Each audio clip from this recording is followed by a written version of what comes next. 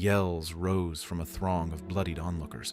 A young mother wrenched herself apart from her newborn child, facing death for refusing to renounce her faith. A pregnant slave stood beside her. This is the haunting story of two women whose courage and sacrifice remain among the most remarkable in ancient history. Today, we share the true tale of Perpetua and Felicitas. Even their brutal deaths in the Carthage arenas shocked two mothers familiar with violence. This story is so powerful that, partly written by Perpetua herself, it's one of the oldest known works by a Christian woman. Vibia Perpetua was born in 180 AD to a noble Roman family in Thuburbo-Minus, near Carthage, in the Roman province of Africa, modern-day Tunisia. Young, well-educated, and privileged, she had everything a woman could want in Roman society: status, wealth, and a secure future. Felicitas was her personal slave, living at the lowest rung of Roman society, property without rights or voice, and 8 months pregnant when imprisoned. How did these two women, so different in status, share the same terrible fate? The answer lies in the faith they both embraced: Christianity, a forbidden religion. Under Emperor Septimius Severus, a new wave of persecution against Christians swept North Africa in 203. An imperial edict imposed harsh penalties and banned conversion to Judaism and Christianity. These events led to Perpetua's arrest, a 22-year-old mother nursing a baby only months old, along with other catechumens. Among them were 3 men, Revocatus, Saturninus, and Secundulus, and her slave Felicitas. What makes their story unique is that much of it was recorded by Perpetua herself in a prison diary, a rare and remarkable document included in the Passion of Perpetua and Felicitas. Writing in the first person with clarity and strength, Perpetua chronicles her experience from arrest to the moments before her execution. She endured not only the horrors of a Roman prison, infamous for cruelty, but also the torment of being separated from her newborn daughter, whom she was still nursing. "Concern for my child plagued me," she wrote. A devoted pagan, her father visited often, begging her to renounce her faith for the sake of her child.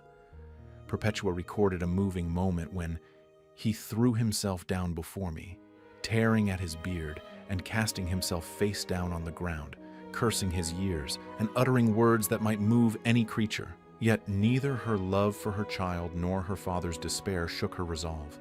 After days of suffering, she was finally allowed to keep her child with her in prison, a mercy she called divine grace.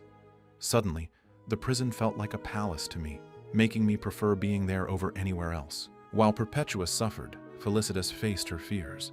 8 months pregnant, she worried her execution might be delayed, as Roman law forbade killing pregnant women. Ironically, she feared her fellow martyrs more than the guards. 2 days before the execution, Felicitas went into early labor. When a guard mocked her groans during childbirth, questioning how she could face the beasts if she could barely endure labor, she answered, "What I suffer now, I suffer alone. But another will be in me, who will suffer for me, because I too will suffer for him." The simplicity with which Felicitas expresses her confidence in Christ's presence during her suffering is one of the most powerful moments in the story. Just as Perpetua later did with her own infant, she sent her baby girl to a Christian woman for care.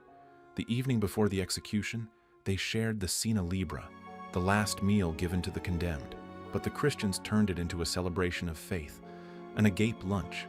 Witnesses said Perpetua and her friends ate publicly as if at a feast, speaking to the crowd about divine judgment and the joy of martyrdom. For Romans, who valued worldly life and social rank above all, this calm defiance and joy in the face of death was baffling.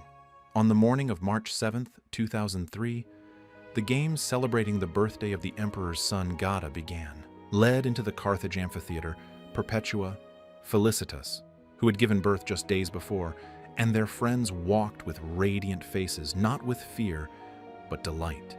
Felicitas walked proudly, exultant that she had given birth in time to face the beasts alongside her friends. Perpetua followed with a calm, radiant expression, the beloved of God. The prisoners, dressed in tunics, were brought into the stadium. Perpetua and Felicitas were assigned a wild cow, a deliberate insult since the cow was a symbol of the goddess Juno, honored by respectable Roman women. The men were to face a wild boar, a bear, and a leopard. Guards tried to force the prisoners to wear ceremonial clothing. The men as priests of Saturn, the women as worshippers of Ceres, pagan goddesses tied to imperial power, before the games began. The exercise was the last attempt to force them into a symbolic act of Roman worship. Perpetua refused, saying, "We came here of our free will so our freedom would not be abused. We lived to avoid such things." Inspired by her courage, the tribune allowed them to face the animals without the ceremonial garb. Then came a display of Roman cruelty at its worst. The animals attacked the men, and the gladiators ultimately killed them. For Perpetua and Felicitas, the gladiators stripped them and laid them in nets to face the wild cow. The sight of a mother still nursing her newborn alongside a young noblewoman who was humiliated so openly shocked even the Roman audience, which was accustomed to violence.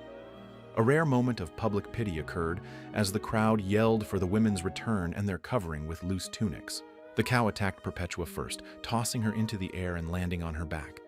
More concerned for her modesty than her pain, the witness who finished her diary pulled her torn clothing to cover her thigh. Then, Perpetua reached out and helped Felicitas up. Side by side, they survived the first round of torture. The crowd demanded they be taken to the Santa Vivaria gate, where gladiators awaited to deliver the final blow. Perpetua could hardly believe her wounds or torn garments.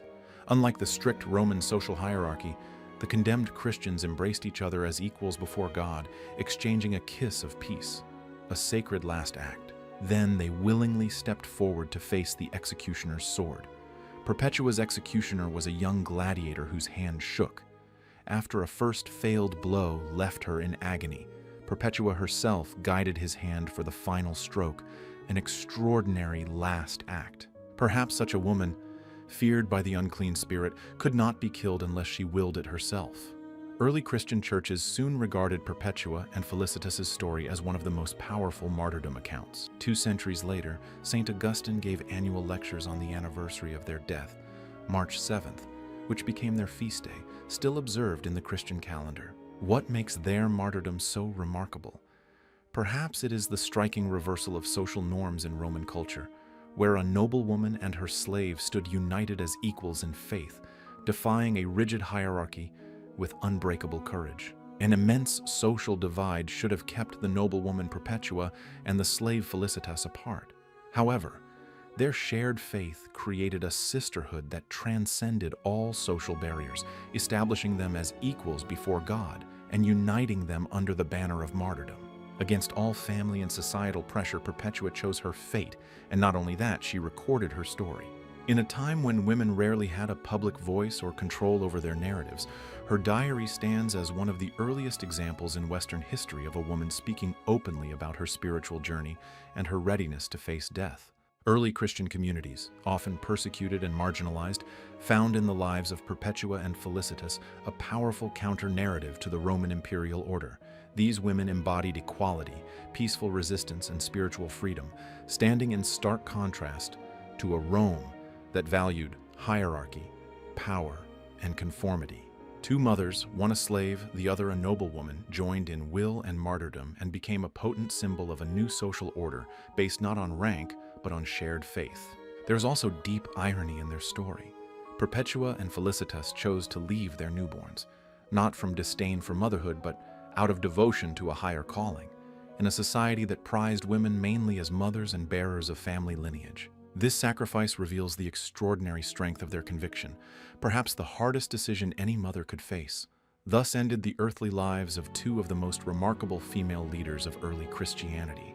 Instead of dying peacefully at home surrounded by family, as any Roman matron or surviving slave mother might have, they met death in the public arena, united in faith and offering a witness that challenged Roman ideas of power, status, and even motherhood itself. If you enjoyed this video and want to hear more powerful stories about martyrs of faith, please subscribe and hit the bell so you don't miss anything. Leave a comment to let us know which historical figure or saint you'd like to see featured next. We can't wait to see you again soon.